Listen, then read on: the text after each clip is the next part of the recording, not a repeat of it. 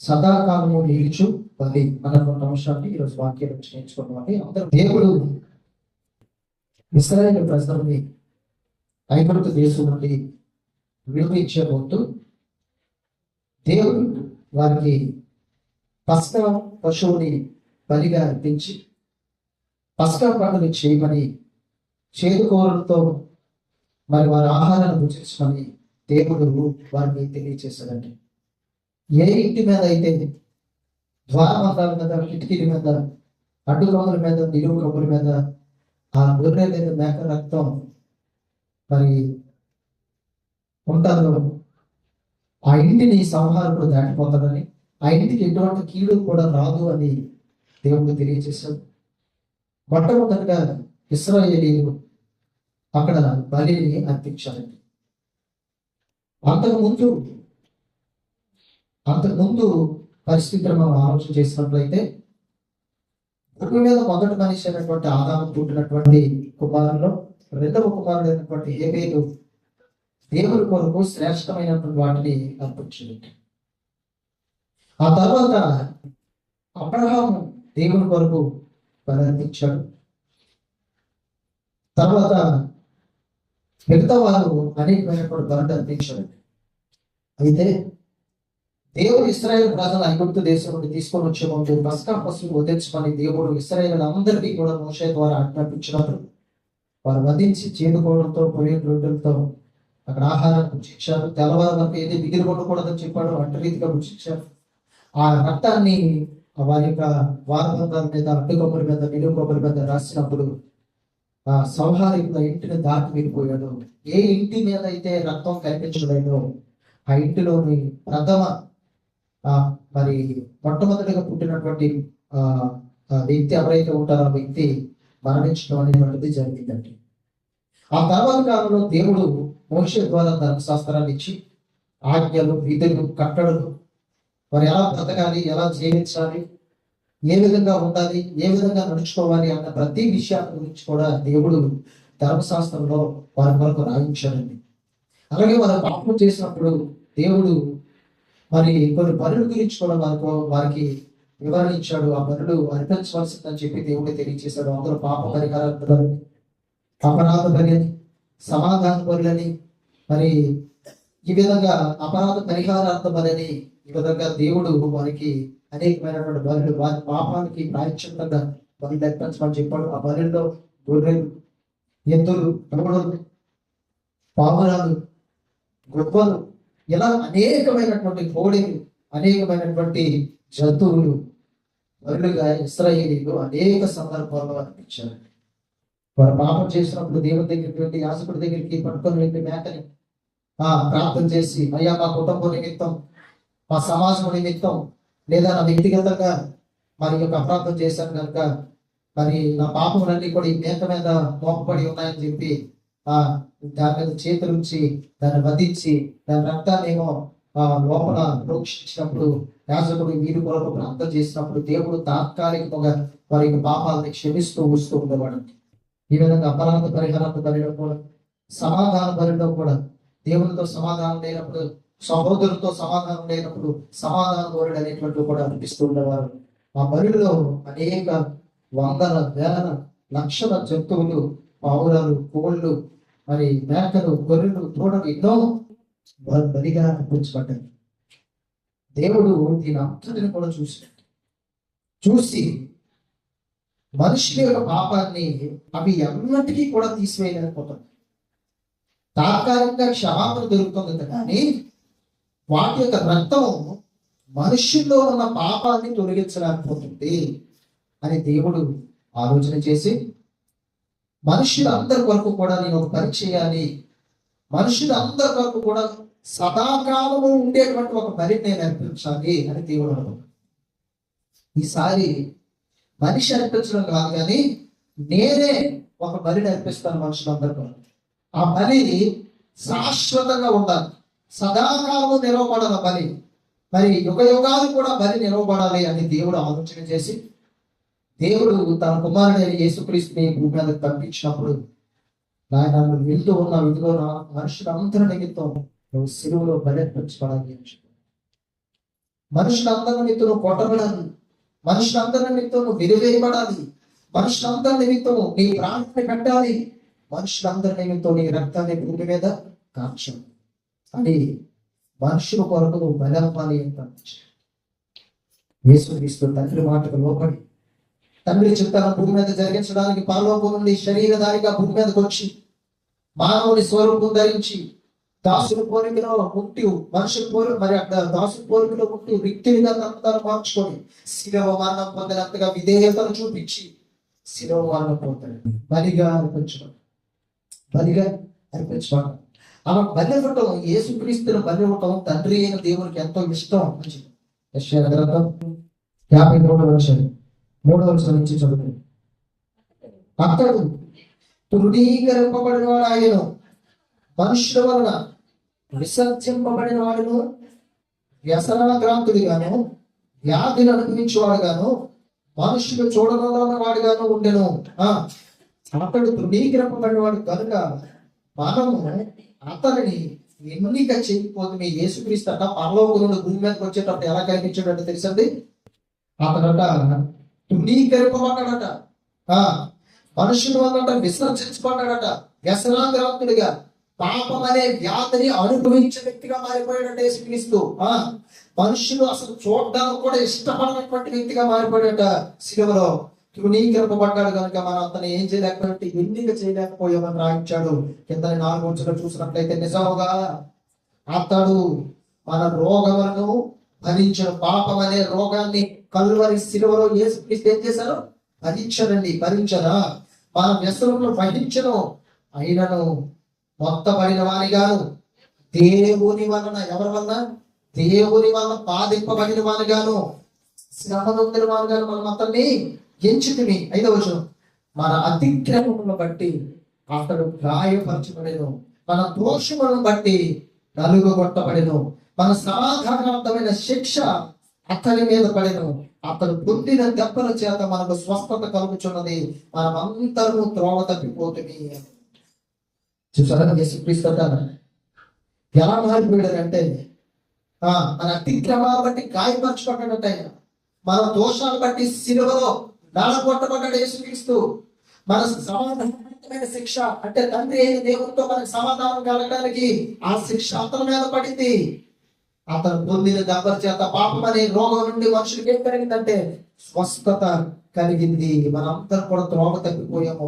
మనం ప్రతి వాడు కూడా తనకి ఇష్టమైన కూడా త్రోవకి వెళ్ళిపోయాడు. మనుషులందరూ కూడా తమకు నచ్చిన మార్గాలు, నచ్చిన త్రోవలు, నచ్చిన దాన్ని అనుసరించడం ప్రారంభించారండి. యెహోవా మనందరి దోషము అతని మీద మోపెను. పాత నిబంధనలో చూసినట్లయితే 2 మేకల్ని ఇంతవరకు ఒకసారి సందర్భాన్ని చెప్పాను. 2 మేకలు తీసుకొని వస్తారు. సమాజం అంతటి వరకు కూడా ఒక మేకని యెహోవా పేరట ఒక చీటి, మనుషులందరి పేరట ఒక చీటి వేసి ఏ చీటి అయితే యెహోవా పేరట వస్తుందో దాన్ని ఏం చేస్తారంటే అరణ్యంలో వదిలేసి, ఏ చీటి అయితే అక్కడ మనుషుల పేరు వస్తుందో దాన్ని ఏం చేస్తారు అంటే ఒక మేక మీద మనుషులు వారి చేతుల నుంచి సమాజం కొరకు, మరి ప్రధాన యాజకుల కొరకు మనుషులందరి కొరకు కూడా ప్రార్థన చేసి దాన్ని ఏం చేస్తున్నారు? అంటే మనుషులందరూ పాపాలు ఎవరి మీద మోపారు? ఆ మేక మీద మోపబడ్డాయి. కానీ ప్రభు పరలోకంలో భూమి మీదకి వచ్చిన తర్వాత దేవుడు మేక మీదో, గొర్రె మీదో, పావుల మీదో, గుహ మీదో మరి పాపాలు మోపలేదు. తన కుమారుడైన యేసుక్రీస్తు మీద మనుషులందరి పాపాలు ఆయనే మోపాడు. ఇంతకుముందు అయితే యాజకుడు మోపేవాడు, ఇప్పుడు దేవుడే మోపాడు. శిలువ మరణంకి వెళ్ళే ముందు యేసుక్రీస్తు మీద మోపాడు. నాయన మనుషులందరి మీద కూడా నువ్వు భరించాలి, నువ్వు చనిపోవాలి, వారి పాపాలు నువ్వు భరించాలి, వారి పాపాలు నువ్వు వహించాలి, వారి నువ్వు భరించాలి. నువ్వు చేసినట్టుగా దాన్ని ఒప్పుకోవాలి, నువ్వు పోయాలి వారి పాపం కాదు.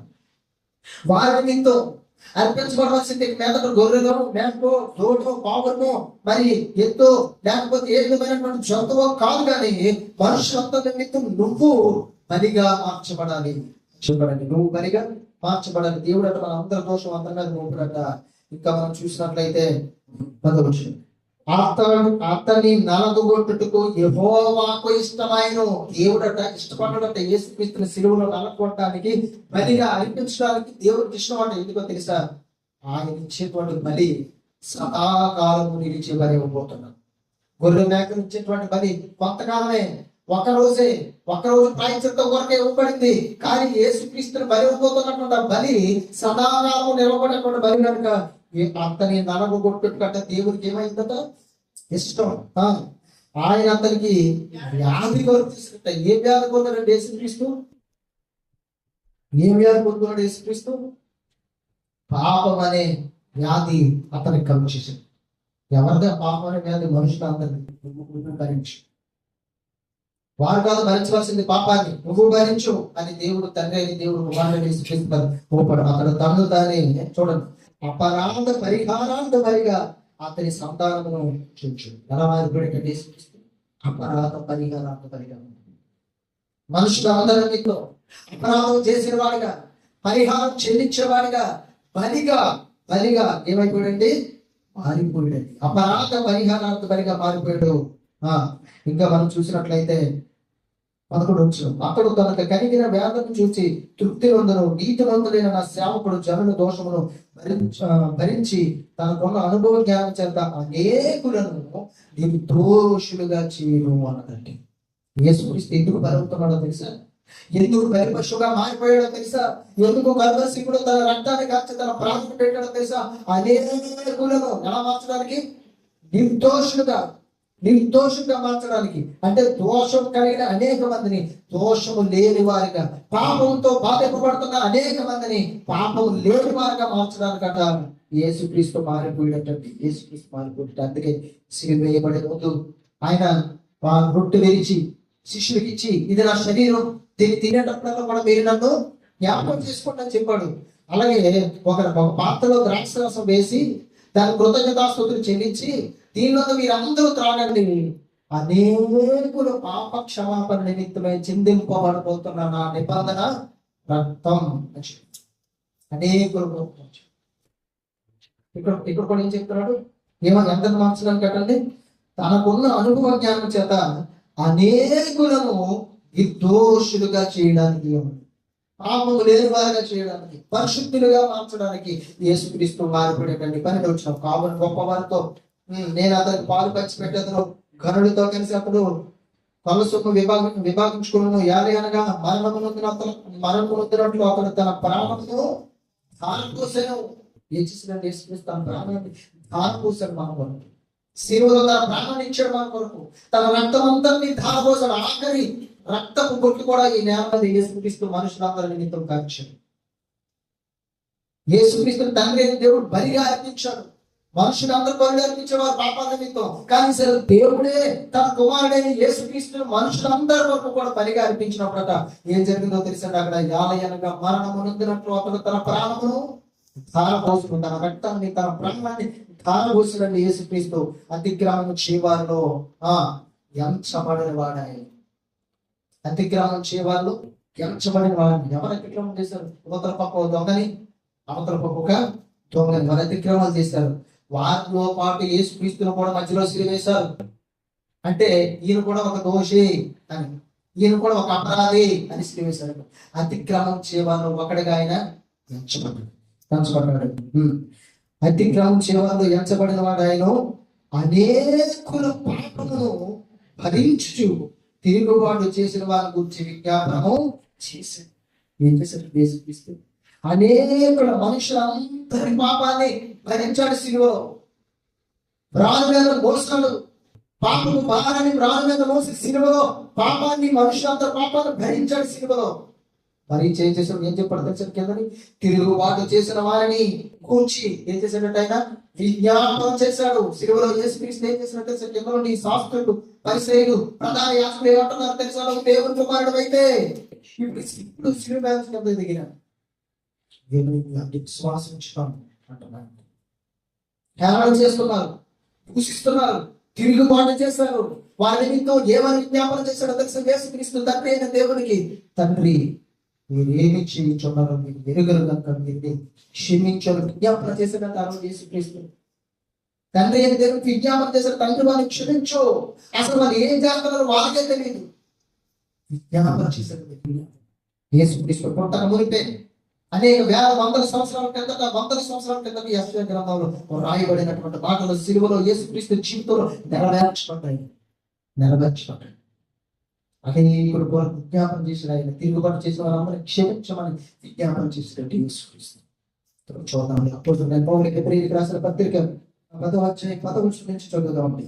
యేసుక్రీస్తు యొక్క శరీరము ఒక్కసారియే అర్పింపబడుట చేత ఆ చిత్తమును బట్టి మనము పరిశుద్ధపరచబడి ఉన్నాము. చూడండి, యేసుక్రీస్తు యొక్క శరీరం ఏమైందంటే అక్కడ మనం చూసినట్లయితే 10 వచ్చింది. యేసుక్రీస్తు యొక్క శరీరము ఒక్కసారియే అర్పించబడింది. గొర్రెలు, మేకలు, పావురాలు, గువ్వలు అనేక సార్లు అర్పించబడ్డాయి. అనేక పావురాలు, అనేక గువ్వలు, అనేక దూడలు, అనేక పశువులు, మేకలు అర్పించబడ్డాయి. మరి యేసుక్రీస్తు శరీరం ఒక్కసారి అర్పించబడింది. ఒక్కసారి అర్పించబడినటువంటి ఆ శరీరాన్ని బట్టట ఏం జరిగిందో చూడండి. ఆ చిత్తమును బట్టి మనము పరిశుద్ధపరచబడి ఉన్నాము. పాత నిబంధనలో పాపాలు క్షమించబడేవి, పరిశుద్ధపరచబడేవారు కాదు. పాపాలు క్షమించబడేవి అంతే, జస్ట్ తాత్కాలికంగా పాపాలు క్షమించబడేవి. పూర్తిగా పాపం వారిలోంచి తీసివేసే శక్తి అక్కడ ఉన్నటువంటి జంతువుల యొక్క రక్తానికి లేదు. అందుకే తండ్రి దేవుడు ఒక ఆలోచన చేశాడు. ఇలా మాటికి జంతువులు అర్పించుకుంటూ పోతే ఏదో తాత్కాలికంగా క్షమాపణ కలుగుతుంది, పాపం పూర్తిగా వారి బయటికి రావటం లేదు, పాపం రహితంగా వారు మారటం లేదు, పాపం సహితంగానే ఉండిపోతున్నారని దేవుడు ఆలోచన చేసి మనుషులందరి నిమిత్తం ఒక్కసారి ఒక బలిని అర్పించాడు. ఆ బలి ఎప్పటికీ నిలుచుకుంటే బలి అర్పించాడు. తన కుమారుడిని ఇంకొక బలిగా మనుషులందరి నిమిత్తం బలిగా అర్పించాడు. యేసుక్రీస్తు శరీరం ఒక్కసారి అర్పించడం బట్టట ఆ చింతను బట్టి, దేవుని చింతను బట్టి మనం ఏం చేయబడ్డామో తెలుసా? పరిశుద్ధపరచబడ్డాం. ఎలా? బాప్తిస్మం. మారు మనసు పొందాలి. బాప్తిసాన్ని పొంది నీ మనసు మార్చబడాలి. మనసు మార్చబడిన తర్వాత నువ్వేం చేయడానికి సిద్ధపడాలంటే పాప క్షమాపణ నిమిత్తం ప్రతి వాడు యేసుక్రీస్తు నామములో ఏం తీసుకోమని చెప్పారు? బాప్తిస్మం. అంటే కొంత మనసును మార్చుకోవాలి. పాప క్షమాపణ యేసుక్రీస్తు నామములో కలుగుతుంది బాప్తిస్మంలో. ఆయన బాప్తిస్మంలో ఎప్పుడైతే మునుగుతావో నీటిలో, యేసుక్రీస్తు రక్తము ప్రతి పాపాలను కూడా సంపూర్ణంగా కడిగి నేను పరిశుద్ధురాలుగా మార్చింది. ఎంతకుముందు గొర్రెల రక్తం, మేకల రక్తం, పావురాలు, దూడల రక్తం పరిశుద్ధంగా మార్చలేకపోయింది ఆ రక్తం, వాటి యొక్క రక్తం. కానీ యేసుక్రీస్తు రక్తం నేను పరిశుద్ధురాలుగా మార్చింది. కింద చదువు 11. మరియు ప్రతి యాజకుడు దినదినము సేవ చేయించు పాపములను ఎన్నటికి తీసివేయలేని ఆ బలులనే మాటికి అర్పించుచుండెను. ఏం చేశారట యాజకులు? పాత నిబంధనలో యాజకులు ఏం చేశారట చూడండి. అక్కడ ప్రతి యాజకుడు ఏం చేస్తున్నారు చూడండి. దినదినము సేవ చేయొచ్చు, దేవుని మందిరంలో సేవ చేస్తూ ప్రతి యాజకుడు దినదినము దేవుని మందిరంలో సేవ చేయొచ్చు. పాపములను ఎన్నటికీ తీసివేయలేని అనే పాపంతో చూడండి. అంటే గొర్రె రక్తం కానివ్వండి, మేక రక్తం కానివ్వండి, దూడ రక్తం కానివ్వండి, పావుల రక్తం కానివ్వండి, గువ్వ రక్తం కానివ్వండి, పశువుల యొక్క రక్తం కానివ్వండి, ఈ రక్తం అట మనుష్యుల పాపాలట ఎన్నటికీ తీసివేయలేదు. దేవుడు క్షమిస్తాడు వాడు బరుని బట్టి, వాడి రక్తాన్ని బట్టి అంతే. కానీ పాపాన్ని తీసేయలేదు. చదువుకోండి. ఈశ్వరుని ఆ బరువునే మాటికి అర్పించుతూ ఉండును అన్నాడండి. అంటే మాటికి యాజకులు ఎవరైనా ఓ గొర్రెను మేకను పట్టుకొని, అయ్యా ఇదిగో నేను నా కుటుంబం నిమిత్తం మా పాపాల నిమిత్తం గొర్రెలు అర్పించాను, మేకని అర్పించాను అంటే అర్పించడం. గువ్వను తీసుకెళ్తే గువ్వని, పావురాన్ని తీసుకెళ్తే పావురాన్ని, ఈ విధంగా మాటికి బరులు అర్పిస్తూ ఉండేవారు యాజకులు. కానీ మనుషుల పాపాల మంత్రులు అలాగే నిలిచిపోయేవి. దేవుడు క్షమించేవాడు, పాపం లోపల నిలిచిపోయేది, దేవుడేమో క్షమించేవాడు. ఈ విధంగా జరిగేది. కానీ పాపాన్ని పోకట్టు వేలతో పెకిరించగలిగినటువంటి శక్తి యేసు రక్తానికి మాత్రమే ఉంది, జంతువుల యొక్క రక్తానికి లేదు. యేసు రక్తానికి మనుషుల యొక్క పాపాన్ని, మనుషుల యొక్క దేహంలో నుంచి, మనుషుల యొక్క జీవితాల నుంచి పోగొట్ట దేహంలో బయటికి పెరిగివేసి అవతల పారవేసే శక్తి యేసు రక్తానికి ఉంది కనుక తన కుమారుడైన యేసుని భూమి మీదకి పంపించాడు. యేసు క్రీస్తు భూమి మీదకి వచ్చి పాపపు లేనివాడిగా జీవించాడు. ఎందుకు యేసు క్రీస్తు రక్తం మనల్ని పరిశుద్ధపరిచిందో తెలుసా? ఒకసారి యేసు క్రీస్తు బలైపోయినా, ఒకసారి ఆయన శరీరం శిలువలో బలి అనిపించబడినా, ఎందుకు ఆయన రక్తానికి అంత ప్రాముఖ్యత ఉందంటే ఆయన పాపము లేనివాడిగా ఈ భూమి మీద జీవించాడు కనుక ఆయన రక్తానికి ఆ శక్తి ఉంది. ఆయన రక్తానికి ఆ శక్తి ఉంది. పాపాన్ని పోగొట్ట వేలతో బయటికి పారద్రోలు తీసి పారవేసే శక్తి యేసుక్రీస్తు రక్తానికి ఉన్నది.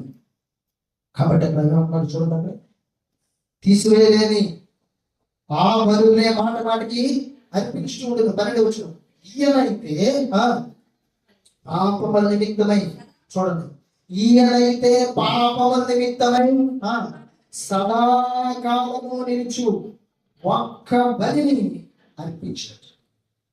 ఏం చేశాడండి? సదాకాలం. ఆ బలినైతే మాట మాటికి అర్పించాలి, రోజు రోజుకి అర్పించాలి. ఎప్పుడు పాపం చేసినప్పుడు ఒక మేకని, ఒక దూడని, లేకపోతే ఒక పావురాన్ని తీసుకొని వెళ్ళాలి. మాట మాటికి బలి అర్పించాలి. కానీ యేసుక్రీస్తు అర్పించినటువంటి బలి, తండ్రి అయిన దేవుడు ఇచ్చినటువంటి బలి ఎలా ఉంటుందో తెలుసా? సదాకాలం నిలిచి ఒకే ఒక బలి. ఆ బలి సదాకాలం ప్రభు వచ్చినంత వరకు ఆ బలి నిర్మాణం.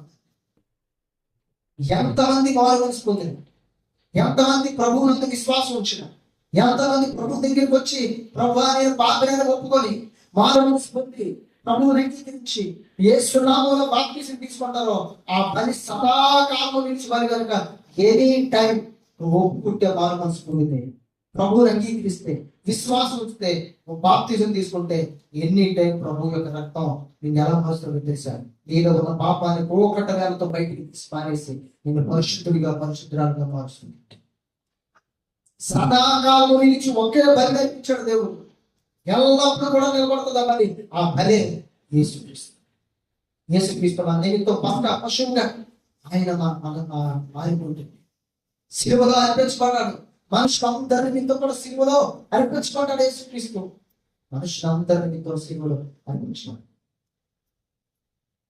పాత నిబంధనలు చూసినట్లయితే పస్కా పండుగ చేయండి అని చెప్పేటప్పుడు గొర్రెల మేకని, ఏడాది వయసు కలిగినటువంటి కళంకం లేని ఆ మేకని అర్పించున్నారు. యేసుక్రీస్తు అర్పించబడే దినాలు కూడా ఏ దినాల్లో అర్పించబడ్డాడో తెలుసా? పస్కా పండుగ సమీపించుతున్నది కనుక అనే సందర్భంలో ఉండొచ్చు. పస్కా పండుగ దినాల్లో యేసుక్రీస్తు అర్పించబడ్డాడు. అక్కడ పస్కా పండుగను ఆచరించండినేమో అక్కడ ఇశ్రాయేలు ప్రజలకు చెప్తే, ఇక్కడేమో అదే పస్కా పండుగ దినాల్లో యేసుక్రీస్తు సిలువలో ఏమైపోయింది? మనుషులందరి నిమిత్తం అయిపోయింది.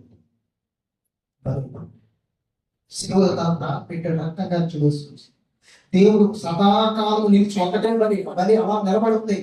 ఎవరు మారు మనసు పొందిన, ఎవరు తన మనసును మార్చుకొని ప్రభు దగ్గరికి వచ్చిన, ఎవరు వాక్యాన్ని అంగీకరించిన, ఎవరు విశ్వాసం ఉంచిన వారందరినీ కూడా పాపాలను కడగడానికి ఆ బలి సిద్ధంగా ఉంది. ఆ యొక్క బలి ప్రభు యేసుక్రీస్తు. ఆ బలి ప్రభు యేసుక్రీస్తు అండి. కింద చదువుతాం. వచ్చింది. అప్పటి నుండి తన శత్రువును తన పాదపీఠముగా చేయబడే వరకు కనిపెట్టుచు దేవుని కుడిపార్శ్వన ఆశీనుడయ్యో. ప్రభు ఏం చేశారు తెలుసా? మరిగా అర్పించబడి పరలోకానికి వెళ్ళి తండ్రి అయిన దేవుని కుడిపార్శ్వనందు కూర్చుని తన శత్రువులు పాదములకు పీఠగా మార్చబడేవారు, పాదపీఠంగా మార్చబడేవారు.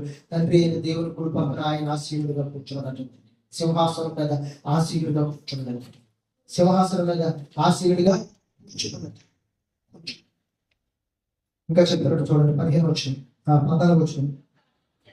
ఒక్క అర్పణ చేత ఈయన పరిశుద్ధపరచబడి వారిని సదాకాలము సంపూర్ణతగా ఒక్కసారి ఆయన బలర్పించడం బట్టట, ఒక్కసారి ఆయన మరణించడం బట్టట, ఒక్కసారి శివుడు తన రక్తాన్ని కాల్చడం బట్టట ఏం చేస్తాడో చూడండి. అక్కడ ఒక్క అర్పణ చేత ఈయన పరిశుద్ధపరచబడి వారిని సదాకాలము ఎలా మార్చాడట? సంపూర్ణంగా మార్చాడు. సంపూర్ణమైనటువంటి వ్యక్తిగా మార్చాడు. కొంత నేను లోటు లేని పాపంగా విడిపోయేటట్టుగా నేను చేయలేదు. శిలువలో నీ కొరకు మరణించిన మారు మనసు పొందిన వెంటనే సంపూర్ణంగా నీ పాపాలన్నీ కూడా తీసాడు ఆయన. సంపూర్ణమైనటువంటి దేవుడికి ఇష్టగా నేను మార్చాడు ఆయన. సంపూర్ణమైనటువంటి దేవుడికి ఇష్టగాలుగా నేను ఆయన తయారు చేశాడు. దేవుడి ముందు నిలబెట్టి పరిశుద్ధులుగా పరిశుద్ధురాలుగా నీకు చూపించాడు యేసుక్రీస్తు. నేను చూపించడం సంపూర్ణులుగా చేసి ఉన్నాడు. 15 వచనం, ఈ విషయం అయితే పరిశుద్ధాత్మ కూడా మనకు సాక్షి ఇచ్చుచున్నాడు. అనగా చదువుంది, ఆ దినములైన తర్వాత నేను వారితో చేయబో నిబంధన ఇదే. పాత నిబంధన మనం చూసినట్లయితే పాత నిబంధన ఆయన ఒక నిబంధన చేశాడు. జంతువులు, మేకలు, గొర్రెలు రక్తాన్ని బట్టి మనుషులు పాపాలు క్షమిస్తానని ఒక నిబంధన చేశాడు. అబ్రహాముతో నిబంధన చేశాడు, ఇస్సాకుతో నిబంధన చేశాడు, యాకోబుతో నిబంధన చేశాడు. పావుడితో ప్రవచించే దేశాన్ని మీకు ఇస్తాను. అలాగే ఇస్రాయేల్ ప్రజలతో దేవుడు నిబంధన చేశాడు. ఇదిగో జంతువుల యొక్క రక్తం ద్వారా మనుషులు పాపాలను క్షమిస్తాను, అపరాధ పరిహారం ఇవ్వాలి, పాప పరిహారం ఇవ్వాలి, మరి సమాధాన బలు నేర్పించుకోబట్టి వారి పాపాలను క్షమిస్తానని వారితో నిబంధన చేస్తాయి. జంతువుల యొక్క బలు కానీ కొత్త నిబంధనకు వచ్చేసరికి ఏమంటున్నాడు తెలిసినట్టు మనం చూస్తే, ఆ దినములైన తర్వాత నేను వారితో చేయబో నిబంధన ఇదే. ఏంట నిబంధన? నా ధర్మ విధులను వారి హృదయంలో ఉంచి వారి మనస్సు మీద వాటిని రాయింది. అంతకు మునుపు తోళ్ళు మీద దేవుడు మోషే ద్వారా, యెహోషువ ద్వారా ఆ యొక్క ధర్మశాస్త్రం రాయించడు. ఇప్పుడు వారి మనస్సు మీద వాటిని రాస్తాం. వాటిని మన యొక్క మనస్సు మీద వాక్యాన్ని రాస్తానని చెప్పి మనసులో వాక్యం రాయబడుతుందని చెప్పిన తర్వాత 12 వచనం, వారి పాపములను వారి అతిక్రమములను మిగిలిన ఎన్నటికి జ్ఞాపకం చేసుకోవాలి. అయితే మనం చూసినట్లయితే వారి మాటికి ఎక్కవలసి వచ్చేది. బలి వారి అపరాధాలు అనేక సార్లు జ్ఞాపకం చేసుకోవాల్సినటువంటి పరిస్థితి వచ్చింది.